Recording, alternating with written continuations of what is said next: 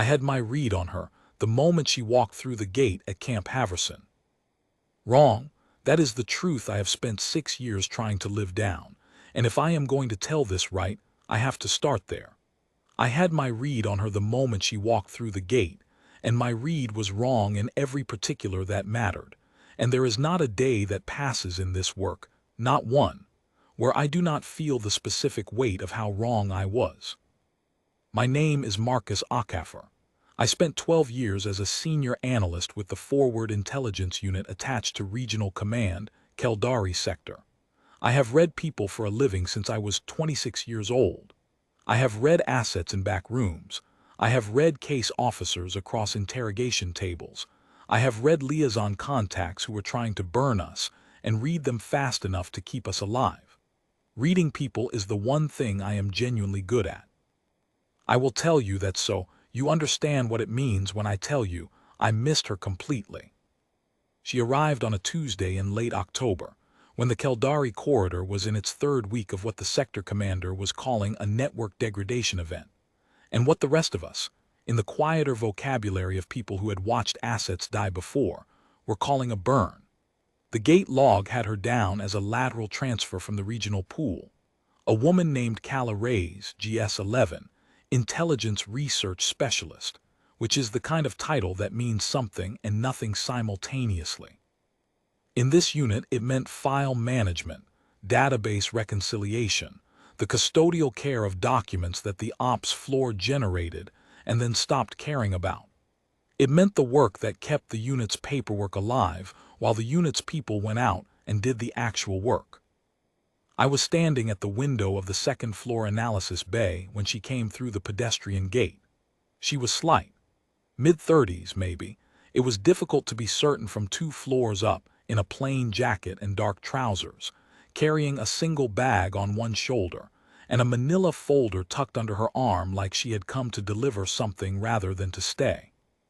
She had dark hair pulled back with no ceremony and an expression I could not read even then, which should have told me something, because expressions I cannot read are not common in this line of work. But I noted it the way you note a minor anomaly and then file it in the drawer you do not open again. New analyst, file room, carry on.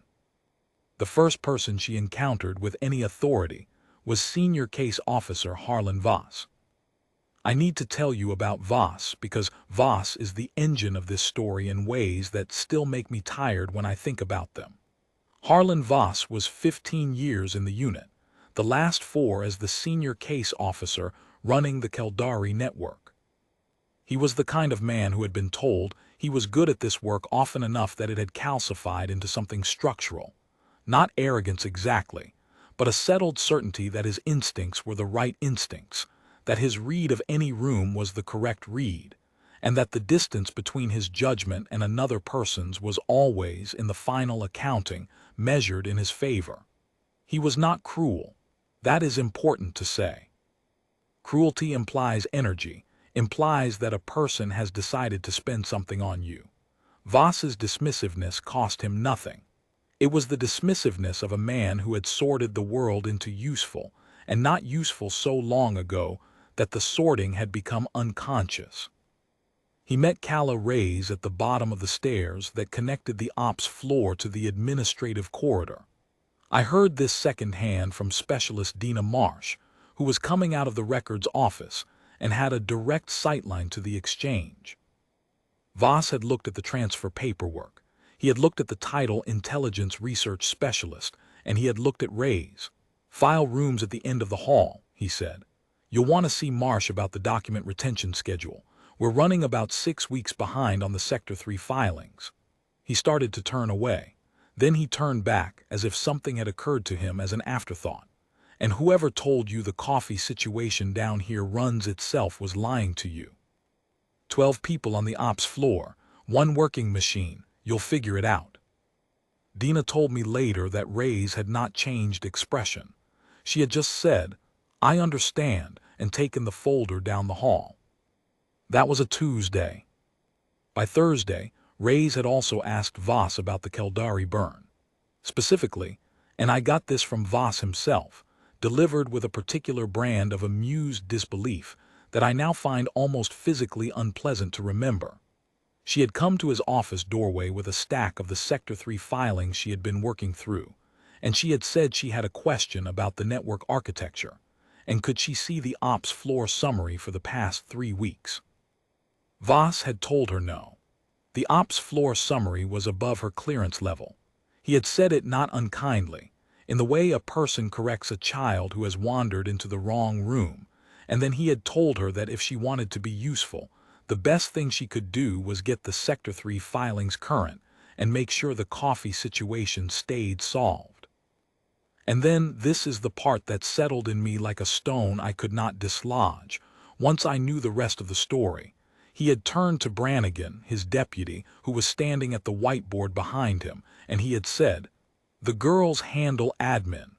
That's the system," in a voice that carried just enough into the hallway to be heard. She had said nothing. She had taken the filings back to the file room. That was Thursday. I want to be honest about what I did, which was nothing. I heard about the exchange. I filed it. I did not intervene because intervention was not structurally my function. I was analysis, not personnel, not case management, and also because, if I am being fully honest, I had already placed Calla Rays in my own version of Voss's taxonomy. File room, admin, not relevant to the immediate crisis on the ops floor. I was busy. We were all busy.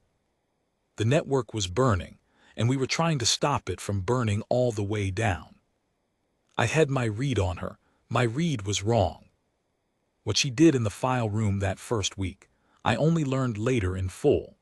Some of it I saw in fragments: a light under the door at hours when the administrative corridor was dark, a request log that showed she had pulled every Sector 3 filing going back 14 months, and then cross-referenced them against the ops floor travel records, which were technically within her clearance level, because they were administrative documents even though no one had ever thought to read them as intelligence. Some of it I learned from the document trail she left, which was meticulous and invisible simultaneously, in the way that only very good work is invisible. You only see it when you already know what you are looking for. She started with the files she was given. That is the part that strikes me hardest when I reconstruct it. She did not push for access she did not have. She did not argue with Voss again. She sat with the Sector 3 filings, 6 weeks of document backlogs, records of courier movements and safe house maintenance logs, and the dry administrative residue of a field network, and she read them. Not the way a file clerk reads them, processing each document for proper categorization, and then setting it aside. She read them the way a surgeon reads an X-ray. She was looking for the shape of things inside the bureaucratic noise. By the end of the first week, the file room had a different quality. I walked past the door twice and registered this without nomming it. The sense that the room was more organized, yes, but also that the organization had a logic beyond alphabetical and chronological, that the documents had been arranged in a way that spoke to something. Stacks by courier route rather than by date. Cross-referenced logs with handwritten tabs marking intersections I could not immediately interpret.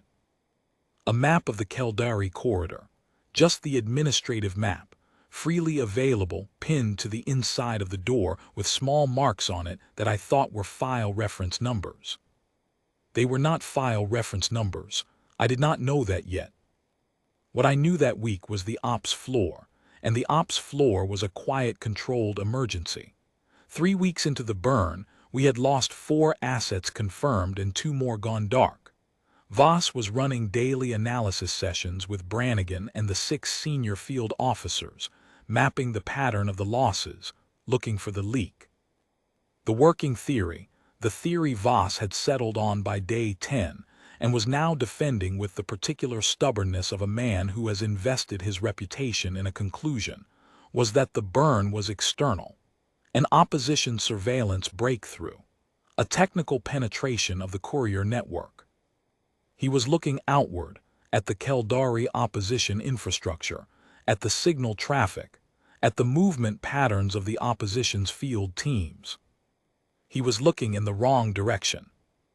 I did not know that either. Not yet. I was looking where Voss was looking, because Voss's theory was coherent and it fit most of the data and I did not have anything better. That is the thing about being wrong alongside someone with authority. You do not feel wrong. You feel like you are doing the work. The network continued to burn through weeks 2 and 3. A courier named Davar, a man I had never met but whose file I knew well enough to recognize his handwriting on contact reports, was found in a drainage channel outside the corridor's eastern checkpoint on the morning of day 16. The opposition had known exactly where he would be and when. Not approximately. Exactly. On day 18, Safe House 7 went silent. On day 20, Safe House 11. Both had been visited by unit personnel in the preceding 10 days' routine liaison runs, documented in the ops floor travel log, and the pattern of the losses now had a tighter shape than it had had before. Voss saw the tighter shape and read it as confirmation of his technical penetration theory. The opposition was reading our movement schedules, he said. We needed to change the schedule rotation. On day 21, we changed the schedule rotation. On day 22, Safe House 3 went silent.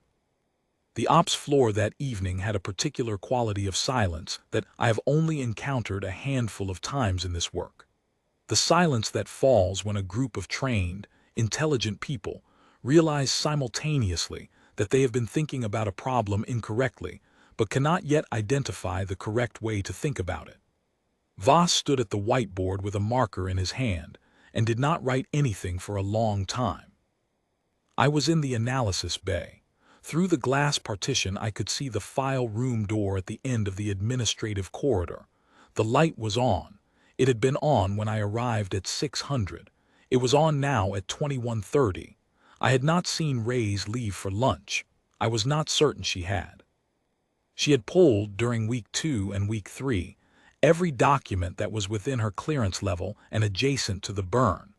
The courier movement logs, the safe house maintenance schedules, the unit's own travel records, the supply requisition forms that showed which field officers had drawn equipment before each contact run.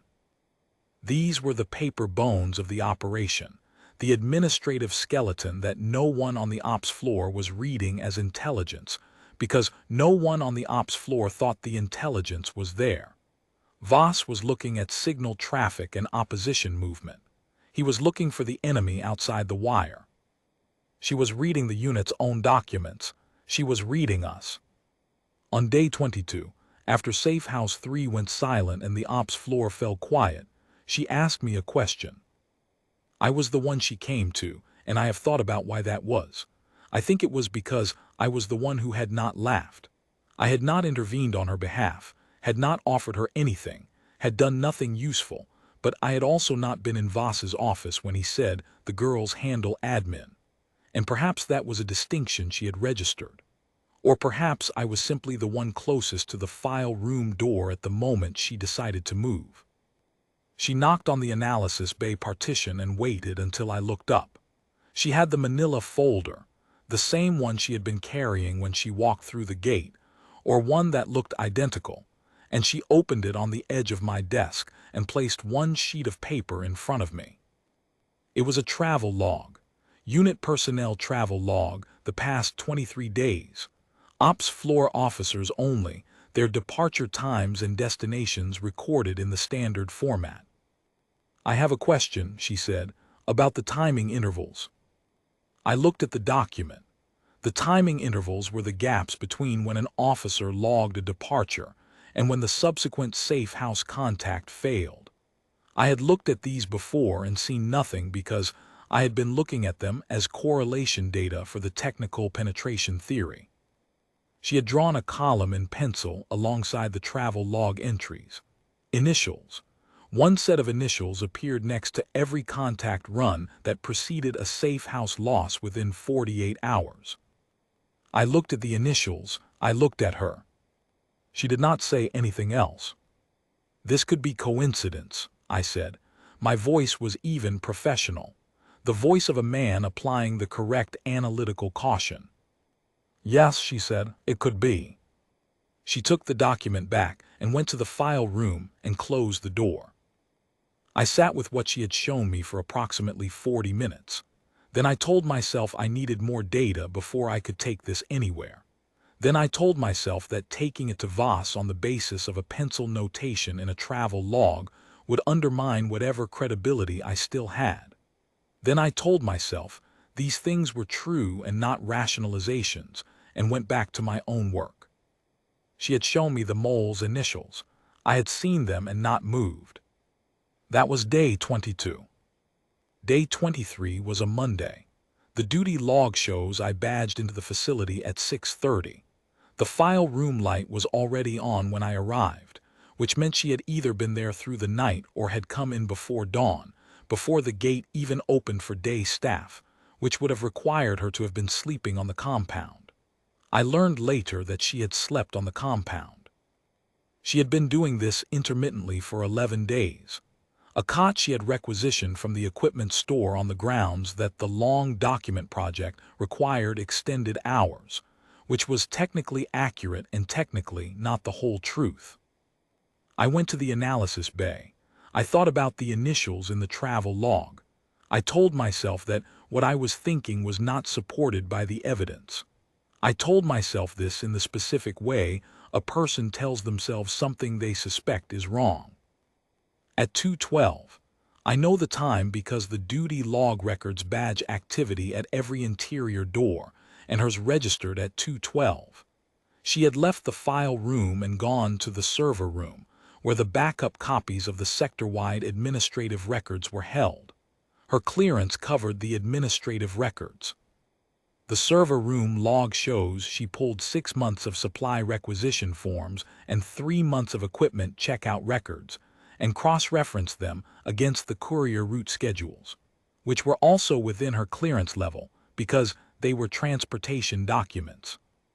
By 4:30, she had what she needed. At 4:47, she came to the analysis bay where I had been sitting since 6:30, which means I had arrived after she was already done, and she stood in the doorway and she said, "I know who it is." I looked up. She said a name. I will not put the name here. It is still part of a classified proceeding. What I will say is that it was not a junior officer. It was not someone on the fringe of the ops floor. It was someone with enough access and enough tenure to have architected the burn methodically over 14 months, pulling one thread at a time with the patience of a person who understood that the slower you burn a network, the longer it takes for the pattern to become visible.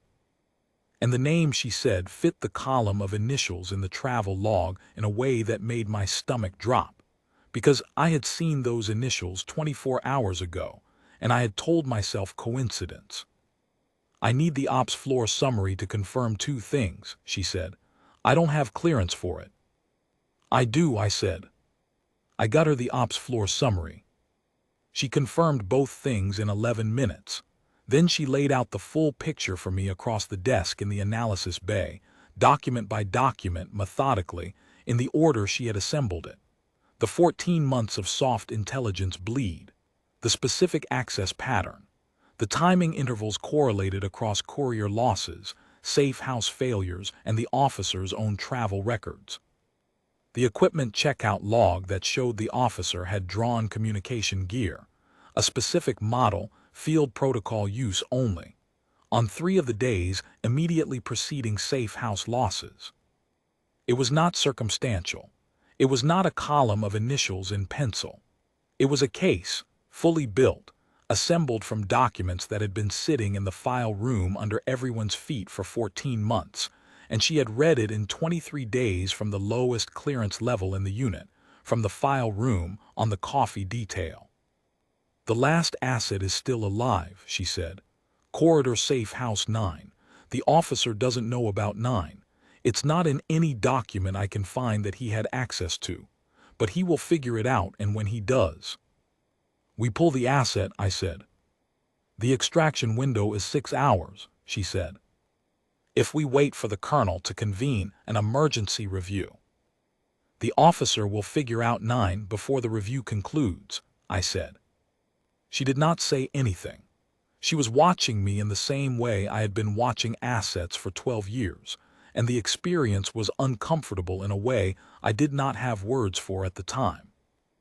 "I'll go," she said. "I know the corridor routing. I know the Safe House 9's location from the maintenance logs." "You're not a field officer," I said. "You don't have a clearance," she said. The word sat in the room between us. "I'll go," she said again. And then she picked up the folder and walked out of the analysis bay, and I heard her footsteps going down the stairs toward the equipment room, and I sat there for approximately 4 seconds before I understood that she was going to do it, and that the only thing I could do to stop her was wake the ops floor and start a process that would take 3 hours we did not have. I let her go. That is what I tell myself. I let her go. What is more accurate is that I watched her go, and then I sat in the analysis bay for another 30 seconds thinking about it, and then I went and woke Voss. The Keldari corridor at 500 is not the same corridor it is at midday. The checkpoints are lighter. The opposition's field teams rotate at 400, and the outgoing team and the incoming team overlap by 20 minutes, which is a seam. She knew about the seam from the courier movement logs, which documented crossing times, and which had been filed in the administrative records for 14 months without anyone on the ops floor reading them as tactical data. She crossed through the seam. I was not there for this part. What I know comes from the debrief she gave the colonel 12 hours later, delivered in the flat procedural tone of someone reporting a completed action, and from the asset she brought back, who gave his own account. I will tell it as I understand it, and I will not dress it up because it does not need dressing. She moved on foot for the first kilometer through the corridor's eastern residential quarter, using the route the maintenance logs described as the secondary courier path, a sequence of alleys and covered passages that the unit had been using for liaison runs, and that appeared in no document the compromised officer had been assessed to have accessed. She carried the standard equipment she had drawn from the equipment store: field radio, sidearm, medical kit, the translation cards for the 3 corridor dialects. Nothing else. No backup. Safe House 9 was a pharmacy on the corridor's inner Market Street.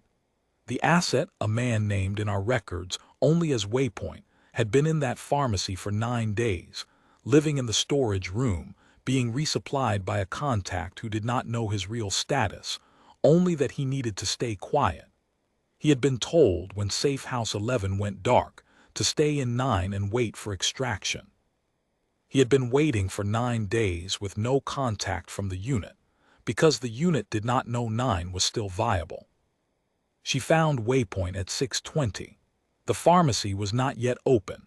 She went through the service entrance using the entry protocol from the maintenance logs, a sequence of knocks that the logs listed under contact verification procedure in the driest possible bureaucratic language, and Waypoint opened the storage room door and looked at her.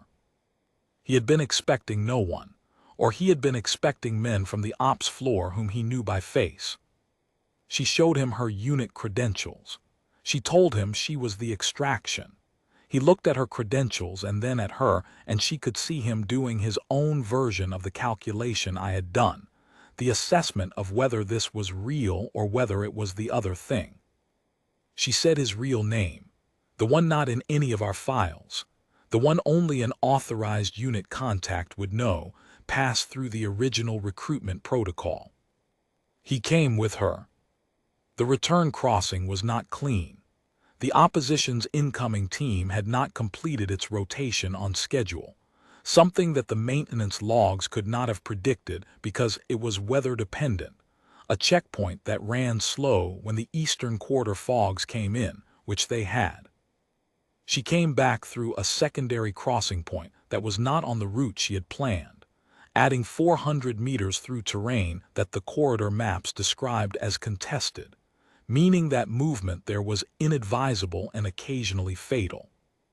She moved through it.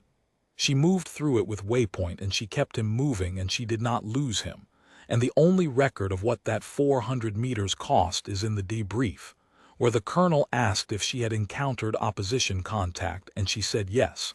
And the colonel asked how she had managed it, and she said she had managed it, and the colonel, reading her tone correctly, did not ask again. She came back through the gate at Camp Haverson at 8:31, with Waypoint walking beside her, and a torn sleeve on her left arm that covered something she was not going to discuss in the initial processing. I was at the gate. I had been at the gate since 6:30 when it became clear she was not coming back on the timeline she had projected. I had woken Voss at 500 and told him what she had told me: the mole, the case she had built, the extraction window, the fact that she was already gone. And Voss had stood in his doorway in a way I had never seen him stand before, which is to say he stood in his doorway like a man who has just been handed a document that reorders everything he thought he understood, and he had not said anything for a long time. Then he had called the colonel. Colonel Adiz Faris had been in command of the regional unit for 3 years, and she had the particular quality of senior officers who have been in enough bad situations to have stopped being surprised by them. She came to the ops floor at 5:15, and she looked at the case Reyes had built, the documents arrayed across the analysis bay desk exactly as Reyes had left them, and she read them for 22 minutes without speaking, and then she looked at Voss and said, "Get him."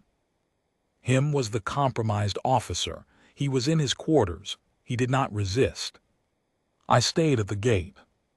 She came through it at 8:31, and she had Waypoint, and she had the torn sleeve, and she had the expression I had not been able to read on the day she arrived, which I could still not entirely read, though I understood more of it now. It was the expression of someone who has completed the thing they came to do, and is waiting to see what happens next without any particular expectation one way or another. Not relief, not triumph, something quieter and harder than either of those. She looked at me at the gate and I said, "The colonel's waiting." She said, "I know." We walked inside. The colonel had asked everyone to the ops floor at 900. This was unusual. The ops floor was not a meeting space. It was a workspace, and Faris ran her command through one-on-one briefings and small group sessions, not all-hands formations. People came in from the analysis bay, and the communications room and the administrative corridor with the slightly disoriented quality of personnel who understand that something significant has happened but have not yet been told what. Reyes stood near the back of the room. She had not changed her jacket. The torn sleeve was visible. Someone had put a field dressing on whatever was underneath it. I found out later that Waypoint had done it in the safe house during the return delay, because she had not mentioned it until he noticed and refused to move again until she let him look at it. She had a coffee mug from the ops floor coffee machine, which she had refilled herself, with the specific lack of ceremony of someone who has been making the coffee for 3 weeks. Voss stood near the front.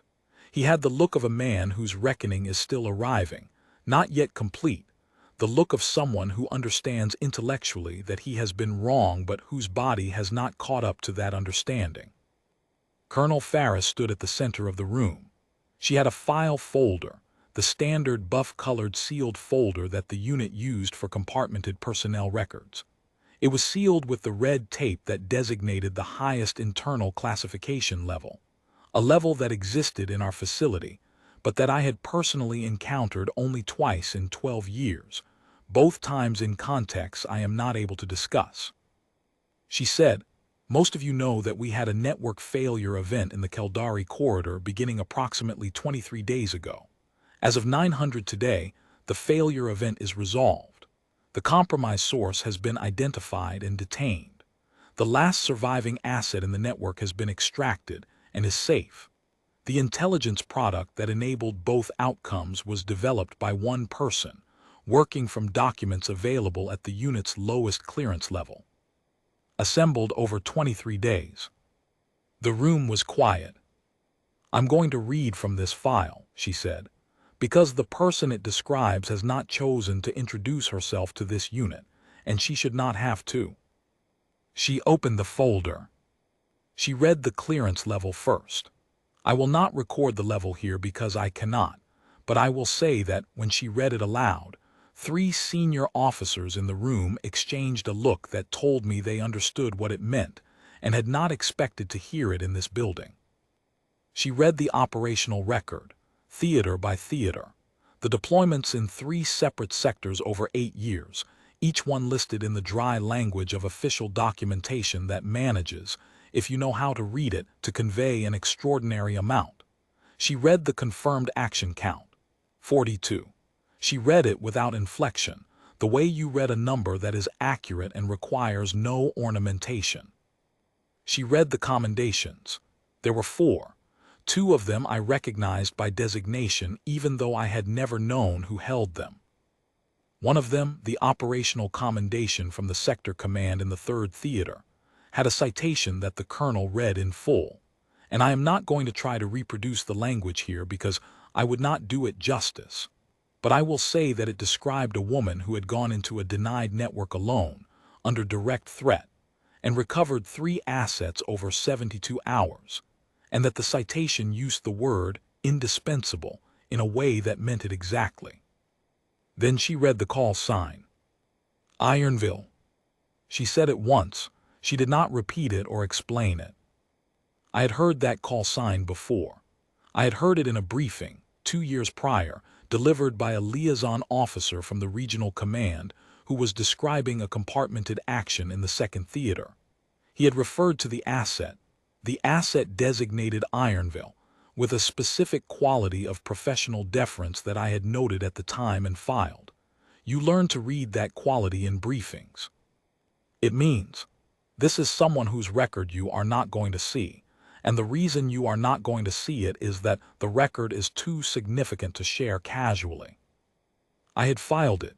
I had not thought about it again until the colonel said the name in the ops floor at Camp Haverson. The room went very still.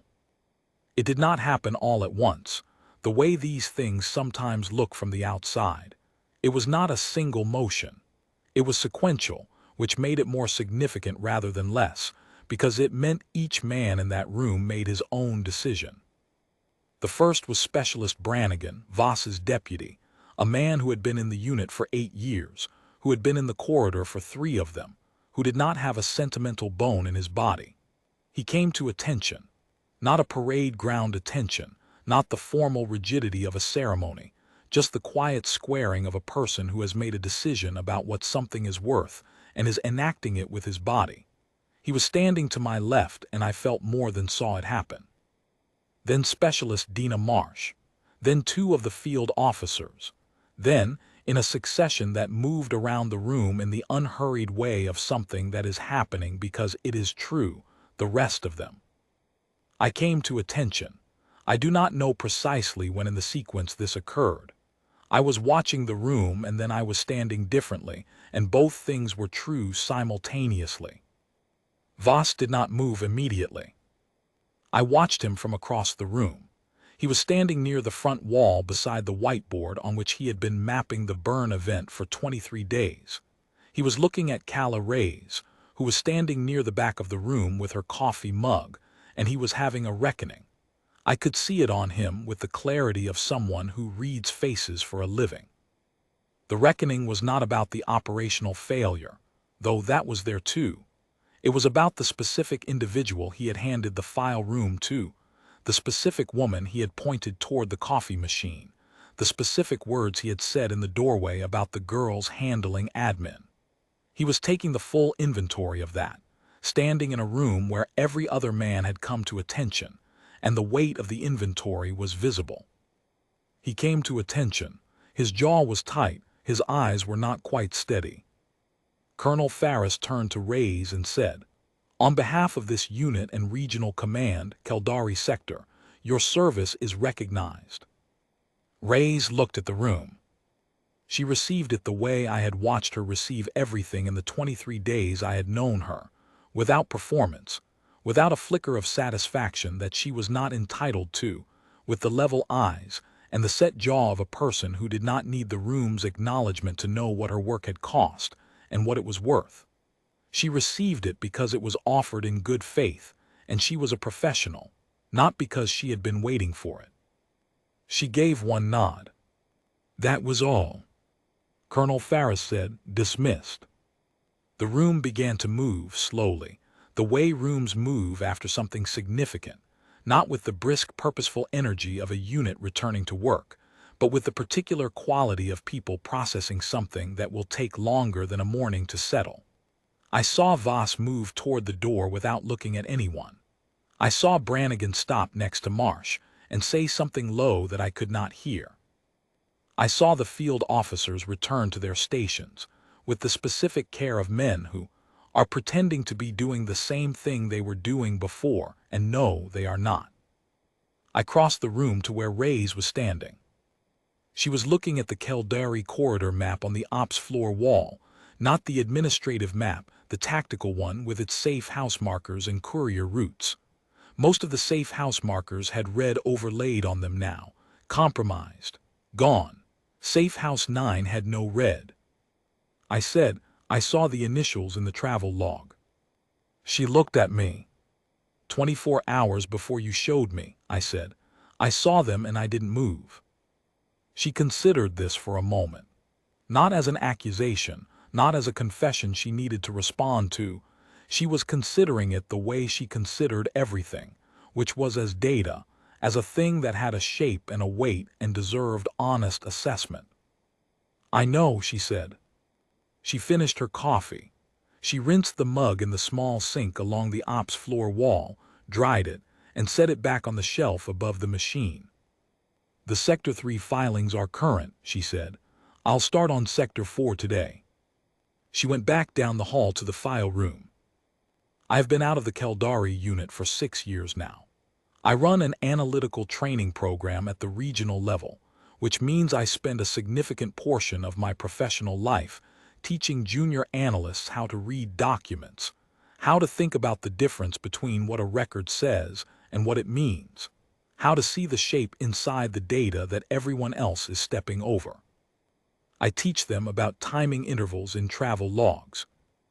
I do not tell them where I learned it. The operational record is still classified, and the name Ironville is still above the level I am authorized to discuss, and none of that is the point anyway. The point is the thing itself, the thing she showed me in 11 minutes at 4:47 on a Monday morning that I had been failing to see for 3 weeks, assembled from documents that had been available to everyone in that unit from day one. I teach new analysts. The evidence is usually in the room. You have to be willing to read the room you are actually in, not the room you expected to find. You have to be willing to read the things that don't look like intelligence, because the things that don't look like intelligence are where the intelligence is.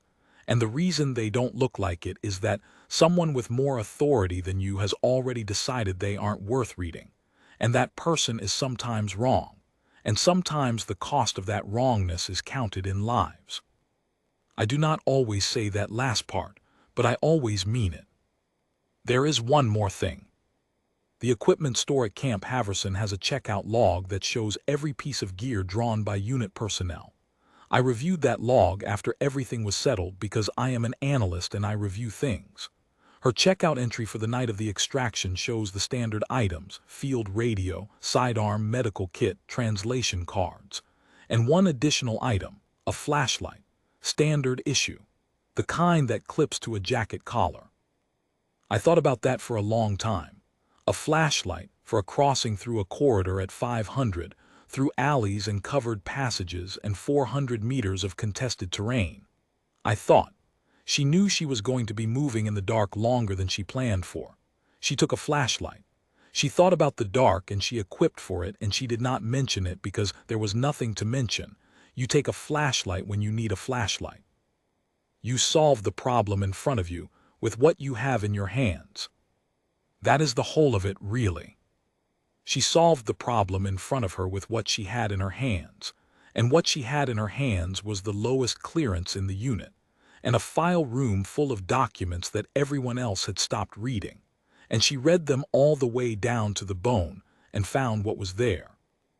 42 confirmed actions, 8 years in 3 theaters, a commendation citation with the word indispensable that meant it exactly, and a request on her 3rd day to run an op, which Voss had turned away from with a comment about the girls handling admin, And then she had gone back to the file room, and she had run the op anyway, from the inside, with travel logs and supply requisitions and a flashlight.